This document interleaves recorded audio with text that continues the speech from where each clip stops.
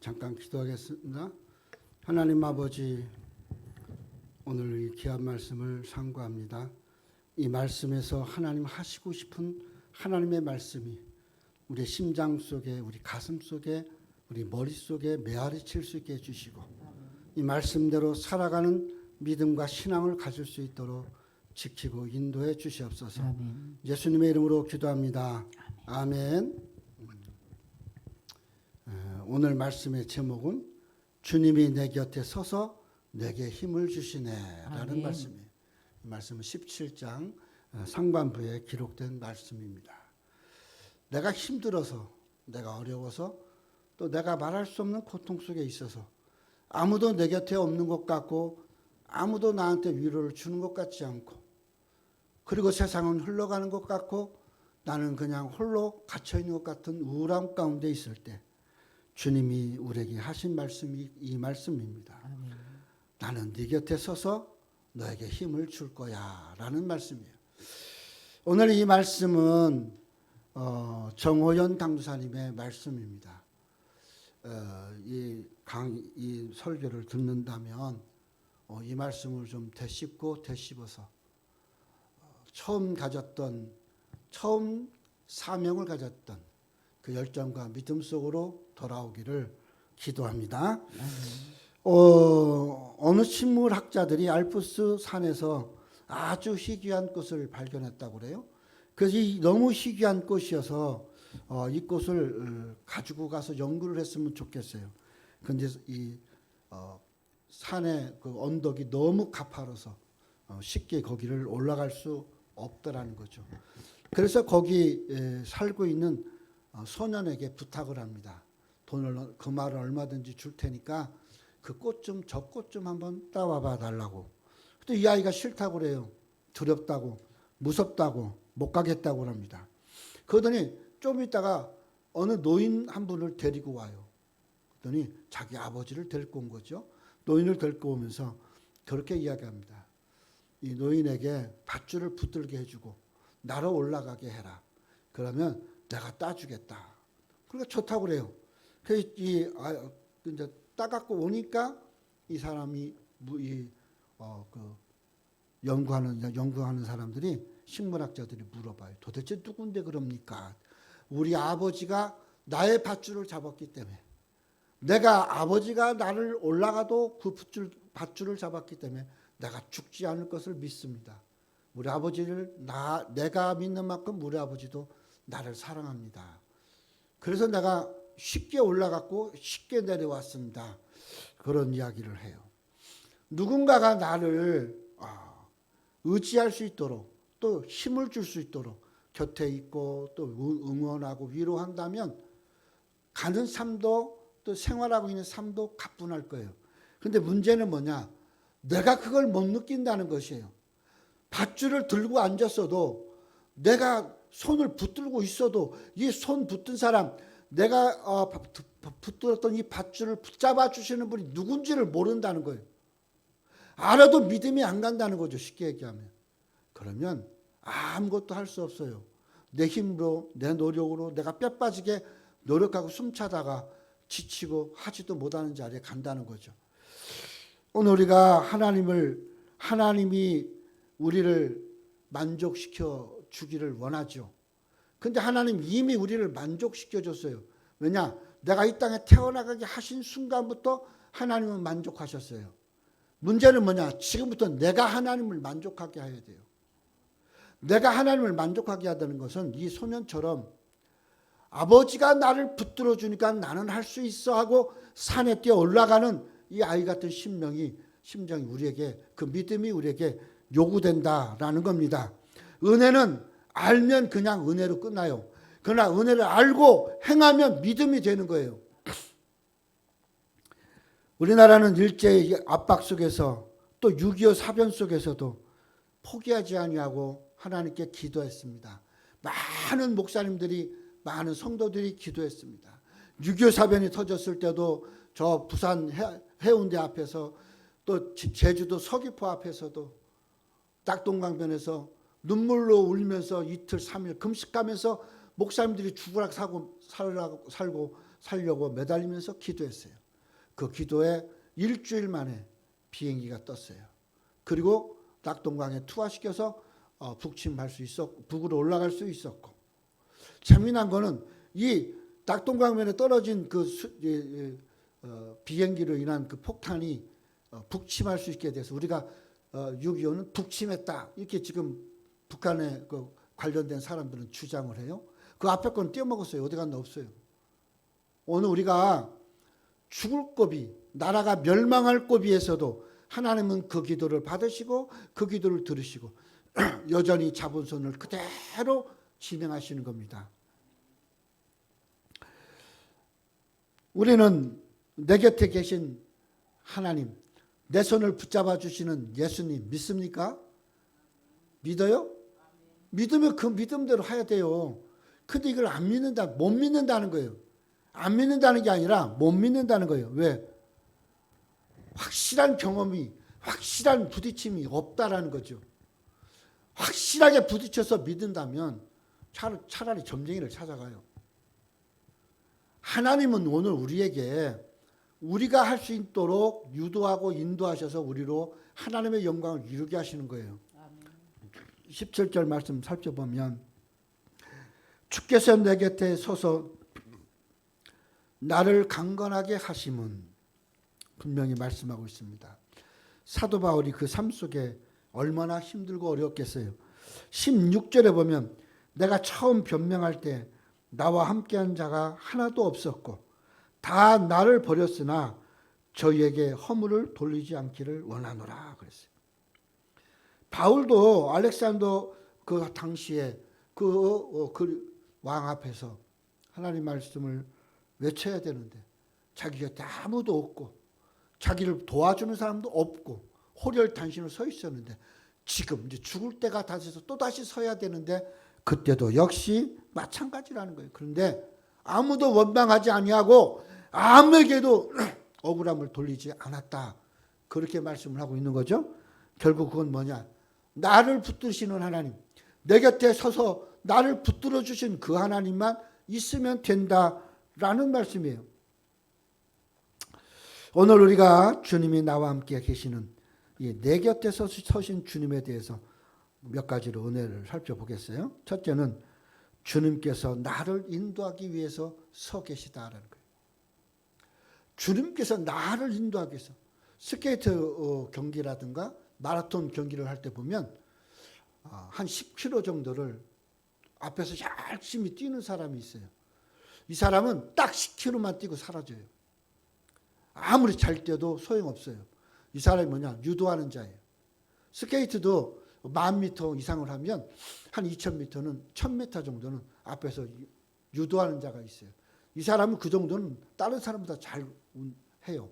거기서 빠져요. 그리고 그 다음에 이제 이에 진행하도록 해요. 주님은 내 앞에 서서 내 곁에 서서 나를 유도하셔요. 갈 수 있도록. 그리고 주님은 옆으로 빠지셔요. 그리고 내가 헤쳐나가기를 바라시는 거죠. 오늘 우리가 그것이 바로 나를 인도하시는 하나님이셔요. 아프리카의 콩고의 어떤 선교사가 쓴 내용입니다. 천둥 번개를 동반한 폭우가 칠 때 백인 청년 둘이 선교사의 오두막집에 찾아왔다고 그래요. 그래서 비바람 속에서 길을 잃어버린 거죠. 그래서 우리는 진스강을 찾아가야 합니다. 그 길을 가르쳐 주시면 좋겠습니다. 그러니까 선교사가 대답합니다. 유감스럽게도 여기는 정글이라 길이 없습니다. 그런데 어떻게 해야 할까요? 그랬어요. 그러니까 이 사람들이 다시 이야기합니다. 그러면 선교사님 방향만 가르쳐 주세요. 우리가 알아서 헤쳐나갈게요. 그러니까 선교사님 이야기합니다. 정글에서 동서남북으로 어떻게 찾습니까? 그렇게 그랬어요. 그러면서 이렇게 얘기합니다. 선교사가 웃으면서 방법은 하나밖에 없습니다. 그게 뭔데요? 그랬어요. 내가 당신들을 데리고 나가면 됩니다. 그랬어요. 길 찾아 인도해 주겠다라는 거예요. 아주 쉽고 간단하죠. 선교사님 우리로 나갈 수 있는 길을 찾게 해주세요 하면 되는데 길만 가르쳐주세요. 세상 가르쳐주면 뭐 할까요? 정글 속에서. 오늘 우리가 하나님 앞에 기도하기를 그렇게 기도하는 게 하나님 방법만 주세요. 하나님 이렇게만 해주세요. 그러면 내가 다 알아서 합니다. 그럼 뭐하러 기도해?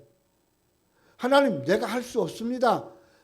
하나님이 내 앞길을 인도해 줘서 내 방향을 가도록 해주세요. 라고 기도해야 된다는 것이에요. 내가 그냥 나는 다 할 수 있는데 이 방향을 못 찾겠어요. 하나님 도와주자면 하나님 뭐하러 도와줘요? 지가 했다고 큰소리 칠 건데. 지가 했다고 난리 칠 건데 뭘 도와주냐고.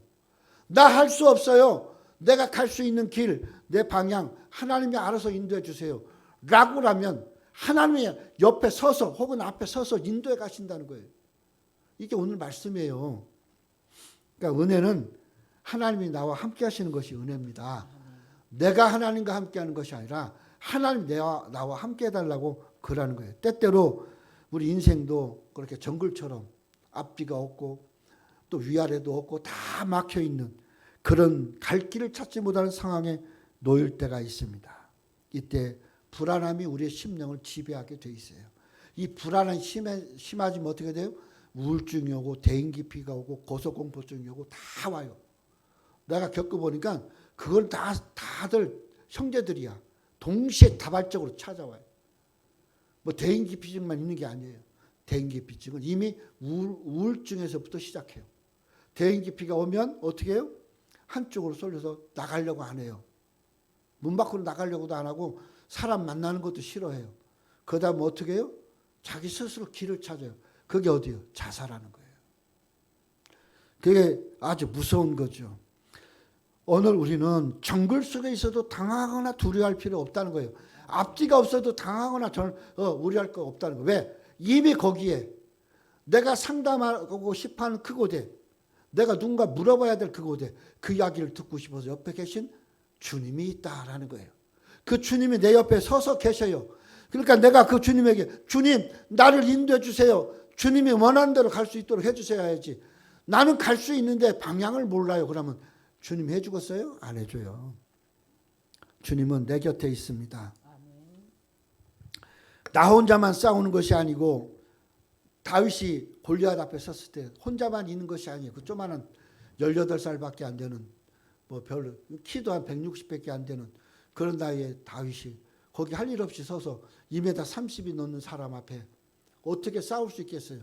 칼이 있습니까? 창이 있습니까? 갑옷을 잘 입었습니까? 방패가 있습니까? 맷돌 하나만 들고 서 있는 것이에요. 손에는 한쪽 손에는 돌 5개, 조그만한 돌 5개. 그 하나는 맷돌 들고 있어요. 물맷돌. 물매를 들고 맷돌을 들고 그 앞에 서 있어요. 거기다가 돌 하나 넣고 돌려서 던졌더니 그 돌이 가는 방향을 하나님이 인도해 주시는 거예요. 그러니까 골리앗의 이마에 맞는 것이에요. 내가 할 수 있어 이거 뭐 하고 물매를 던져보세요. 평생 10번 20번 던져도 안 맞아요. 어떻게 큰 투구 밑에 이마를 정확하게 맞출 수 있겠어요? 그건 하나님만 하시는 겁니다. 두 번째로 나를 강하게 하심입니다. 주께서 내 옆에 서서 계시면 나로 강하게 왜? 다 헤쳐나갈 수 있도록 훈련시키고 준비시켜서 요 땅 하려고 내 곁에 서 계시다라는 거예요. 일본의 여류 작가 마유라 아이코가 있습니다. 마유라 아이코가 어떤 사람에게 질문을 받습니다. 기독교에는 불교와 같은 염불이나 혹은 주문하는 것이 없습니까? 있습니까? 라고 물었어요. 그러니까 아야코가 그렇게 얘기합니다. 없습니다. 그런데 엄밀히 얘기하면 기독교에도 염불 같은 것이 있습니다. 뭡니까? 할렐루야, 임마누엘, 아멘, 그거라는 거예요.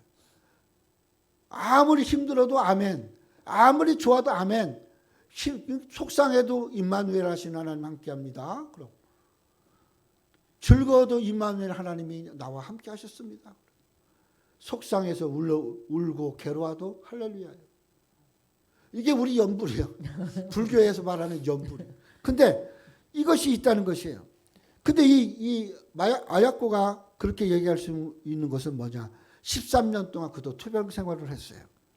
13년 동안 투병 생활하면서 그가 할 수 있었던 것은 기도밖에 없는데 얼마나 기도할 수 있겠어요? 아파 죽겠는데 속상한데. 그러니까 뭐만 하냐? 임마누엘 하신 하나님 나와 함께 해주세요. 할렐루야 하나님 감사합니다. 아멘 견디게 해주세요. 이거밖에 없는 거예요. 그러니까 그가 경험한 건 그거밖에 없는 거예요. 근데 그것을 들으셔서 지금 건강을 찾게 해주셔서 지금 소설도 쓰고 그랬다는 거죠. 오늘 우리는 내가 강해지려고 하면 나약하고 독선적인 존재가 되고 맙니다. 하나님만 의지하면 다 할 수 없어도 아무것도 할 수 없어도 하나님이 함께해 주십니다. 속상한 거 많죠. 답답한 거 많죠. 하고 싶은 거 많죠. 이루어지지 않죠. 계획과 계산은 다 짰는데 내 마음대로 안 돼요. 억울하고 속상할 것 같아요. 남들 비교하면, 형제들 비교하면, 또 친구들 비교하면 속상하고 억울할 때 많아요. 내가 그 서울에 있을 때, 전사 생활할 때 우리 대전에 있는 친구들이 다 결혼을 했어요. 나보다 먼저. 근데 토요일 날 꼭 결혼식을 했어요. 그래 갈 수가 없는 거예요. 평일 날 하면 가겠는데. 왜 못 가느냐? 가려고 다른 사람한테 설교를 부탁해 놓고 이제 아침 일찍 출발하려고 전화가 왔어요. 그 우리 저 학생회장이 백은석, 고등부 회장이 백은석, 중등부 회장이 저 백영광이었으니까 지 아버지한테 다 얘기한 거예요.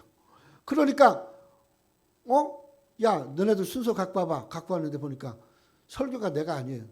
야 니네 그 교육전사는 어디 갔냐? 오늘요 뭐 결혼식에서 간다고요. 아침 일찍 출발한다고 그랬는데 그래? 전화가 왔어요. 나 막 나가려는데 전화가 온 거예요. 야, 네 설교를 누가 해? 네 설교는 네가 하는 거야. 아무 소리 못하고 그냥 왔어요. 그 두 사람 다 결혼에 가지를 못했어요. 근데 내 결혼식은 토요일이야.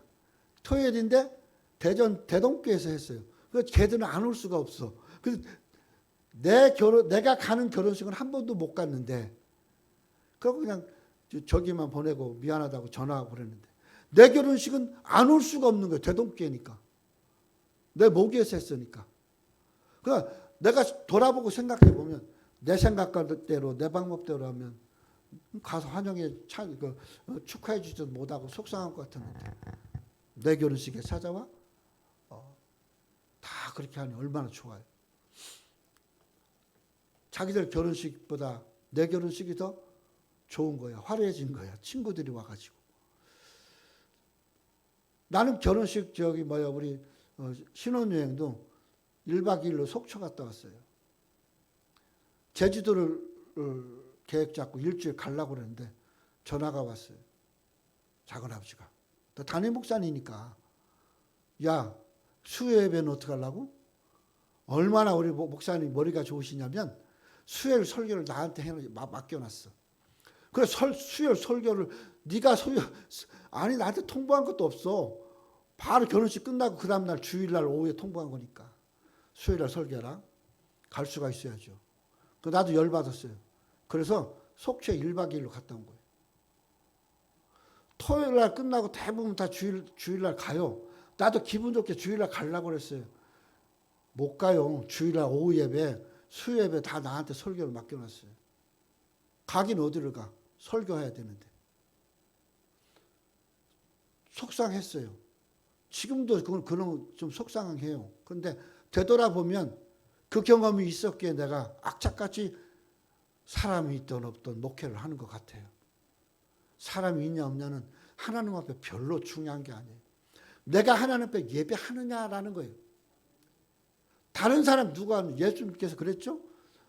내가 나를 사랑하느냐? 물었어요. 베드로에게. 그리고 너는 원치 않는 곳에 네가 띠를 띠고 너에게 띠를 띄워줘서 가게 할 것이다. 주님이 띄워줘서 죽으러 가는 거예요. 노마로. 그걸 미리 말씀하셨어요. 그러니까 너무 속이 상한 거예요. 그거 뻔히 아는 얘기 아니에요? 죽으러 가라는 건데. 그러니까 예수님 무릎에 앉아서 이렇게 턱 깨고 있는 그 예수님 제자 사도 요한을 묻습니다. 저 사람은 저 제자는 어떻게 됩니까? 예수님 뭐라고 그래? 쟤는 쟤고 너는 너다. 내가 하나님과 할 일은 내가 하나님과 하는 거고 걔가 하나님과 해야 될 일은 걔가 하나님과 하는 거예요. 나와 하나님과의 관계는 나와 하나님과의 관계예요. 다른 사람이 개입할 필요가 없어요. 다른 사람을 생각할 필요가 없다라는 것이죠. 오늘 우리가 그것이 강해지는 믿음입니다. 그것이 견고한 믿음이 되는 거예요. 오늘 우리는 강한 믿음 가지시기 바랍니다. 주께서 내 곁에 서서 나를 강건하게 하신다고 그랬어요. 주께서 내게 서심은 하나님의 은혜일 뿐만 아니라 나로 강건하게 모든 것을 다 이기고 모든 것을 견뎌나갈 수 있도록 해 주신다라는 것이에요. 주님이 내 곁에 서서 우리를 붙들어 주시는 이유가 뭘까요? 절대 쓰러지거나 절대 자빠지지 않게 하신다는 거예요. 나로 견딜 수 있는 힘을 주신다라는 거예요. 그건 하나님으로부터 오는 겁니다. 내가 갖고 있는 재능, 재주, 방법, 꾀, 지혜 그런 것으로 나를 끌고 이끌고 갈 수 있는 것은 한계가 있어요. 그러나 주님이 나를 세우시고 주님이 나를 강건하게 붙들어 주시면 나로 넘어지지 않게 합니다. 나로 쓰러지지 않게 합니다. 그리고 나로 승리할 수 있도록 강하게 해 주시는 겁니다. 세 번째로 주께서 내 곁에 서서 계신다는 것은 주님이 나의 보호자가 되어 주시겠다라는 것이에요. 중국에 선교사 한 분이 있습니다. 이 선교사님이 한 번은 도적대들에게 여자들과 어린아이들이 도적자들에게 쫓겨서 이 몬센이라는 선교사님 집에 도망쳐 왔어요. 그러니까 이 도둑들이 이제 막 하는데 어느 한 집에 온 거예요. 근데 여기는 아파갖고 힘들어하시는 선교사님밖에 없어요. 근데 선교사님이 나가라고도 하지도 않고 밖에 뛴 사람은 어떻게 하겠어요? 도둑들이 이제 막 에워싸고 쳐들어오려고 그러는데. 근데 선교사님이 걱정하지 마세요. 여기 계세요. 아니 뭐 선교사님도 아프신데요? 아니 그냥 여기 있어요. 그리고 이 선교사님이 기도하기 시작합니다. 주여, 나는 이 사람들을 지킬 수가 없습니다. 그런데 하나님은 언제나 우리와 함께 계셔서 지켜주신다고 말씀하셨습니다. 그런데 만약에 그 약속이 이루어지지 않는다면 이제 더 이상 선교할 필요가 없습니다. 나도 함께 죽는 겁니다. 이렇게 기도하시는 거예요. 근데 희한한 건 밤 자정쯤 되는데 사람들이 없는 거예요. 조용한 거예요. 막 웅성웅성 떠들고 날치던 사람이 조용해요. 아침이 되는데 저 옆마을에 있는 사람들이 뛰쳐왔어요. 도둑이 막 에워쌌으니까 어떻게 되는가 멀찍이서 보다 보니까 선교사님 이상해요. 선교사님 지붕 위에 세 사람이 서 있는데 누구예요? 이거 뭐가 생각나요? 뭐가 생각나요? 도단성에 있었던 엘리사가 생각나죠. 세 사람이 밤새도록 거기 있으니까 이게 무서워서 못 가는 거예요. 이게 무서워서 다 도망가 버린 거예요. 하나님은 이 어린아이들과 이 사람들을 위해서 살리셨을까요? 이 선교사님이 선교를 못한다는데 어떡할 거야? 선교사님을 살려야 선교를 하게 할 거 아니에요. 그러니까 하나님이 그 약속을 지켜주신 거죠. 17절에 내가 사자의 입에서 건지셨느니라. 여기 분명히 그렇게 말씀하고 있죠. 내가 사자의 입에서 건지었느니라. 이건 두 가지 경우죠. 하나는 정말 사자 우리의 바울이 던져졌거나 아니면 바울의 삶이 사자의 우리와 같은 삶들이 그런 고난들이 많았다는 거죠. 그런 데서 하나님은 누구를? 바울을 지켜주셨다는 겁니다.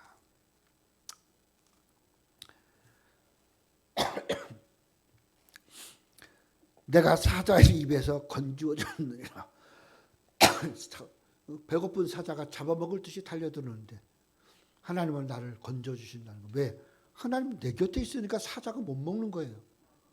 다니엘처럼 사자가 못 먹어요. 주님이 옆에 있잖아요. 불이 나를 못 살려요. 왜? 주님이 옆에 있잖아요. 오늘 우리가 이런 믿음이 오늘 우리에게 있어야 돼요. 이 믿음은 보여지는 것이 아니에요. 어떤 결과 증거되는 것이 아니에요. 뭐 이렇게 보여주세요. 이렇게 돼야 되잖아요. 방법 있어요? 계획이 있어요? 하나님이 어떻게 처리하신대요? 몰라요. 분명한 건. 도단성에 있었던 엘리사가 거기에 그 많은 천사가 올 줄, 천장 위에 지붕 위에 세 사람이 앉아 있을 줄 이 선교사가 어떻게 알아요? 몰라요. 기도하는 것 뿐이에요. 기도하니까 하나님이 그 방법을 줘요. 하나님의 방법이에요. 사자굴 속에 들어가지 않게, 사자 입 속에 들어가지 않게, 불 가운데 타지 않게 하나님 지켜주신다는 겁니다. 우리가 잘 아는 리빙스턴 선교사가 있습니다. 그가 옥스퍼드 대학에 명예박사학위를 수여받았습니다. 그리고 그가 예배를 드릴 때, 예배를 인도할 때 학생들이 그 모임이 설교를 들으러 많이 모였어요. 왜냐하면 설교학을 가르치고 있었으니까. 이 리빙스턴은 한쪽 팔이 없어요. 선교하면서 한쪽 팔을 잃어버렸어요. 그래서 옆구리 아래로 한쪽 팔이 늘어져 있어요. 그리고 이 제자들에게 이렇게 이야기합니다. 사랑하는 여러분, 나에게 닥친 많은 고통과 어려움을 이긴 비결이 무엇인 줄 압니까? 그것은 세상 끝날까지 나와 항상 함께 있으리라 하는 하나님의 약속의 말씀이었습니다. 만일 주께서 내 곁에 서서 나와 함께 하심을 확신하지 않았다면 어떻게 이 말씀을 할 수 있겠어요? 오늘 우리도 이 말씀을 이 믿음에 우리도 그 믿음을 가져야 돼요. 아멘. 어떻게 하나님이 나와 함께 할 수 있을까? 그건 하나님 약속이에요. 그 약속을 내가 믿어야 돼요. 믿으면 두려움도 어려움도 다 하나님의 방법으로 물러가는 거지 아멘. 사람의 생각과 어떤 방법으로 물러가는 것이 아니다라는 것이에요. 아멘. 그래서 믿음은 언제나 방해를 받을 수 있어요. 믿음은 언제나 도전받을 수 있어요. 믿음은 언제나 이해가 안 되는 그런 일들이 일어날 수 있어요. 그럼에도 불구하고 오늘 우리는 그 하나님을 아멘. 믿어야 된다는 거예요. 아멘. 그 하나님이 약속을 지켜주신다는 거예요. 그 약속을 믿고 갈 수 있어야 된다는 겁니다. 그런데 우리는 내 방법이 앞서요. 하나님 약속보다 내 생각이 앞서요. 이렇게요. 이렇게 사실 근거한 과학적인 진리와 논리로 따지면 지금까지 복음은 여기까지 전도가 안 돼요. 복음은 하나님의 방법으로 여기까지 온 겁니다. 아멘. 수많은 순교자들이 왜 할 일 없이 죽어요? 자기 방법을 따지면 못 죽어요. 하나님 약속 믿으니까 죽어요. 왜? 천국 약속을 믿으니까.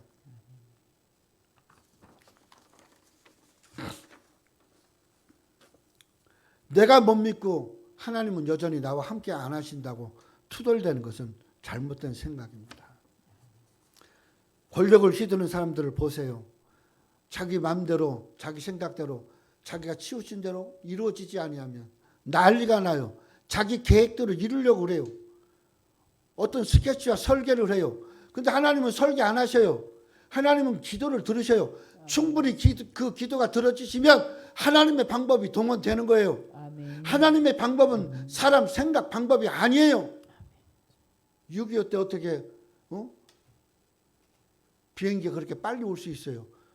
미국에서 결제 다 받고 와야 되는데 어떻게 빨리 올 수 있어요? 어떻게 16개국이 우리나라를 돕겠다고 올 수 있어요? 하나님 방법이에요. 하나님의 방법이니까 유엔에서 결의를 할 때 러시아 한 나라만 안 왔어요. 근데 만장일치로 와야 되는데 러시아가 오면서 나 참석했다고 그러세요? 그러고 지 볼일 갔어요. 그러니까 참석된 것이 된 거예요. 그래가지고 우리나라 16개국이 도와주러 온 거예요. 그거로 인해서 러시아와 중국은 곤욕을 치르고 우리나라 요만큼이라도 지킬 수 있었던 거예요.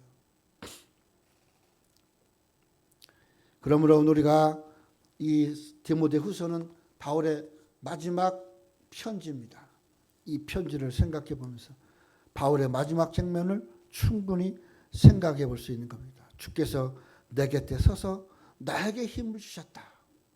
지금까지 그렇게 살아왔고 이제도 그렇게 살다가 주님 앞에 갈 것이다. 이게 다윗의 신앙 고백인 거예요. 그 본문 17절에 이 말씀이 얼마나 중요한 건지 몰라요. 주께서 내 곁에 서서 내게 힘을 주시면 나로 말미암아 선포된 말씀, 이게 성경이잖아요. 성경 선포된 말씀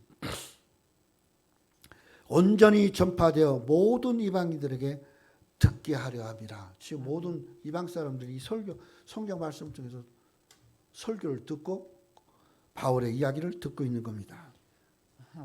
오늘 이 17절에 생략된 단어가 하나 있어요. 그건 주께서 앞에 그러나가 있어요. 그러나는 뭐예요? 15, 16절과 17절의 연결이에요. 그러나 16절 같은 그런 어려움, 사자 앞에 막 떨어지는 그런 어려움, 그것도 사람들이 아무도 자기와 함께하지 않는 그러한 그 곤경에 있을 때 하나님은 뭐라고 그래요? 그러나 내가 네 곁에 서주겠다 이 말이에요. 그러나 내가 이 헬라어 성경에는 그렇게 그러나가 거기 들어가 있어요. 그러나 주님께서는 내 곁에 서서 그렇게 이야기하고 있는 거죠. 복음을 전하다가 붙잡혀서 재판을 받고 이제 죽을 수밖에 없는 그런데 그러나 한 분 주인이신 주님은 여전히 내 곁에 한 분으로 계신다. 아멘. 이거보다 더 귀한 믿음이 어디 있어요? 아멘. 이런 믿음 갖고 살면 얼마나 좋겠어요. 아멘. 바울의 곁에 서 있는 주님, 오늘 내 곁에도 서 있을 줄 믿습니다. 아멘. 그 주님을 믿고 살아야 됩니다. 아멘. 그 주님이 오늘 나와 함께 해주시고 내 곁에 서서 나를 독려하시고 인도해 주신다는 겁니다. 그래서 주님은 이야기합니다. 내가 부활하여 승천해 하늘로 올라갈 때 또 다른 보혜사를 너에게 줄 것이니, 이 또 다른 보혜사가 뭐예요? 주님은 아니지만 주님과 똑같은 역할을 하는 보혜사 성령을 이야기하는 겁니다. 그러니까 우리가 성령에 충만하고 성령에 이끌리고 성령의 인도하심을 따르는 것이 뭐예요? 주님이 내 곁에 서 계신 거예요. 그러므로 우리는 선포되진 말씀, 이 선포되진 말씀을 따라 살아가야 돼요. 그게 뭐예요? 성경입니다. 이 선포되진 말씀은 어떻게 해요? 설교를 통해서 여러분들에게 전달됩니다. 그러므로 이 설교는 우리 이 목사님들이 하시는 이 설교는 하나님 직접적인 말씀은 아니에요. 그래서 하나님 말씀이 포함되어 있어요. 왜?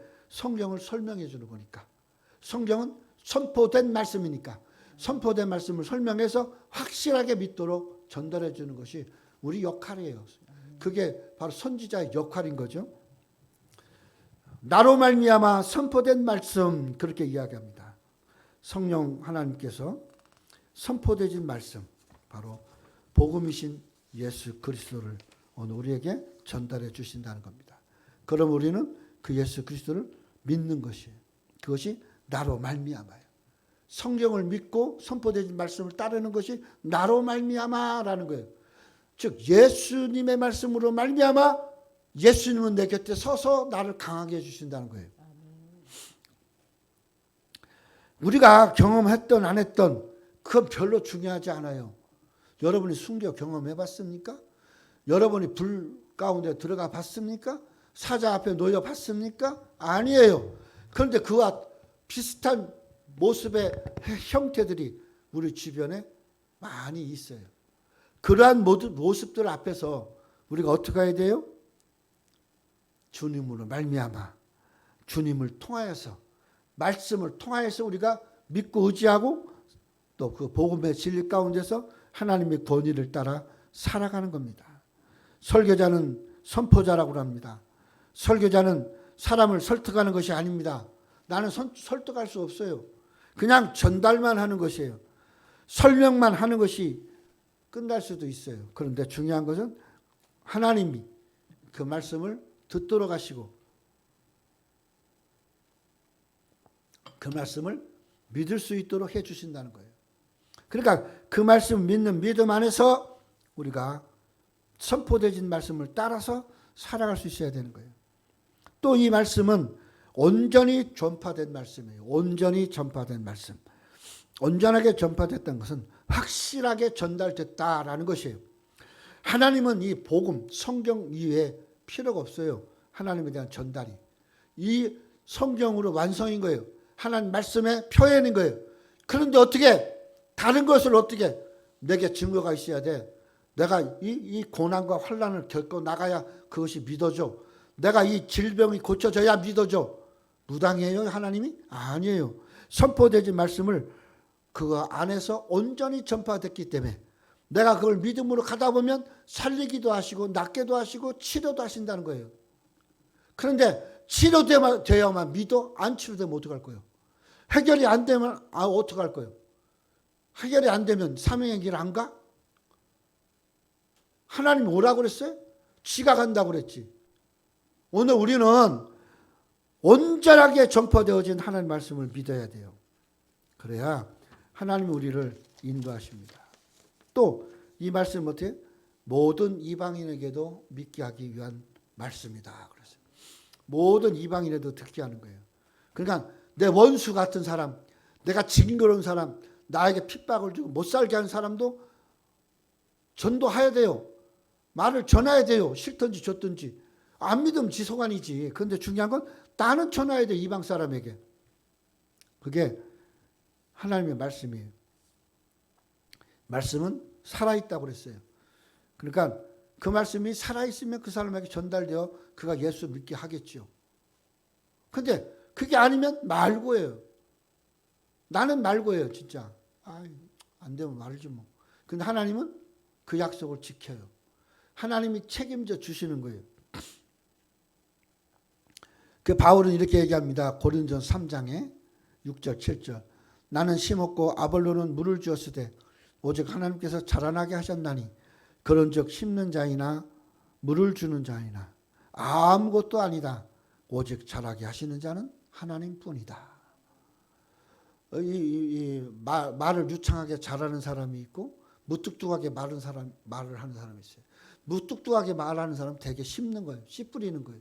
그러면 물을 주는 것은 막 변론하고 막 논리적으로 얘기하고 막 이해를 시키고 그런 것이 그 아볼로 같은 사람이에요. 변증가니까. 근데 물을 주고 씨를 뿌리고 애써도 소용없어. 누가 자라게 해요? 하나님이 자라게 하신다는 거예요. 복음은 하나님이 자라게 하는 것이에요. 우리의 노력은 필요하겠지만 그러나 우리의 노력이 결과는 아니다는 거예요. 우리의 믿음을 보시고 하나님이 결과를 주신다는 거예요. 그러니까 우리의 믿음은 뭐예요? 예수만 믿으면 되는 거예요. 우리의 믿음은 뭐예요? 복음만 믿으면 돼요. 말씀만 믿으면 된다는 겁니다. 그러면 사자의 입에서도 건진받을 줄 믿습니다. 본문은 분명히 바울은 노마의 시민권을 가졌어요. 그 사자 앞에 떨어질 수가 없어요. 그런 노마의 시민권 가진 사람은 아무리 약해도 그런 그 형벌은 안 줘요. 그러니까 사자 입에 들어가지 않게 하나님은 임해 놨어요. 그럴 수도 있고 실제적으로 그보다 또 못돼서 나쁜 사람들 던질 수도 있어요. 어떻든 간에 하나님은 사자 입에서 누구를? 바울을 지키셔요. 왜? 바울이 필요하기 때문에 그래요. 하나님. 바울과 약속한 약속을 바울이 믿고 있기 때문에 그래요. 그러니까 그를 지켜줄 수밖에 없어요. 복음 전하는 도구로 쓰고 그를 통해서 복음을 믿게 만드는 하나님의 역사가 나타나기 때문인 겁니다. 그러므로 오늘 말씀을 생각하면서 이제 말씀을 맺으려고 합니다. 성령께서 특별히 역사하지 않으면 신앙생활하기 참 힘듭니다. 말씀을 믿는 것도 힘들고 약속을 따라가는 것도 힘들고. 왜? 성령이 우리를 인도하고 해주는데 끊임없이 방해하는 그런 못된 역할을 누가 하느냐? 마귀가 한다는 거예요. 사단이 한다는 거예요. 마귀나 사단이나 같은 말이에요. 그들이 끊임없이 함정 파고 올무 놓고 사냥꾼들 몰아치고 그런다는 거죠. 그런데 그 속에서 하나님 뭐래? 그 원수들 앞에서 상 베푸시고 밥을 먹여주신다는 거예요. 누가? 내 곁에 계신 하나님이, 내 곁에 계신 주님이, 그 주님 믿는 거예요. 지금 당장 다 덤벼들어 에워쌌어요. 어떻게 할 수도 없어요. 근데 나는 지금 배고파요. 먹어야 돼요. 그래야 살아. 내 곁에 계신 주님이 원수들을 내쫓고 막 물리치는 것이 아니라 그 속에서 잔치상 베풀고 밥을 먹여줘요. 나는 즐거이 먹기만 하면 돼요. 얼마나 귀한 말씀이에요. 이게 시편 23편의 말씀이에요. 오늘 우리는 그 하나님 믿고 그 하나님 인도하심을 받고 아멘. 돈에 얽매이지 말고 명예에 얽매이지 말고 이성에 얽매이지 말고 쾌락에 빠지지 말고 아멘. 고난 속에 못 일어나지 말고 그 믿음으로 견디시고 이겨서 아멘. 약속을 지키시는 하나님, 그 하나님이 먼저 약속하신 그 약속의 말씀, 이 말씀을 믿고 우리가 우리 곁에 서 계신 나를 도와주고 싶어서 서 계신 하나님만 믿고 아멘. 하나님의 방법을 찾읍시다. 아멘. 내 방법으로 이렇게 해요 저렇게 해요 하지 말고 하나님의 방법을 찾아요. 계속 기도하면서 하나님의 방법 찾아요. 때가 되면 하나님이 그 방법을 보이시고 그 방법대로 문제를 해결해 주심을 믿고 사는 우리 성도들 되기를 간절히 기도합니다. 아멘. 기도하겠어요. 하나님 아버지 감사합니다. 주님은 내 곁에 서서 계십니다. 내게 힘을 주십니다. 사자의 입도 막아주시고 사자의 옆에서 사자를 움쩍하지 못하게 하시고 나로 잔치상 베풀어 먹게 하시는 것이 하나님의 방법입니다. 아멘. 오늘 우리는 하나님의 방법을 믿고 하나님 약속 바라보고 더디 이루어지는 것 같고 안 이루어지는 것 같아도 하나님은 하나님의 약속에 책임을 지는 것을 믿고 기도하고 간구하며 하나님의 일들을 풀어가는 우리 아름다운 게 우리 성도들 되기를 간절히 바라며 예수님의 이름으로 기도합니다. 아멘. 아멘.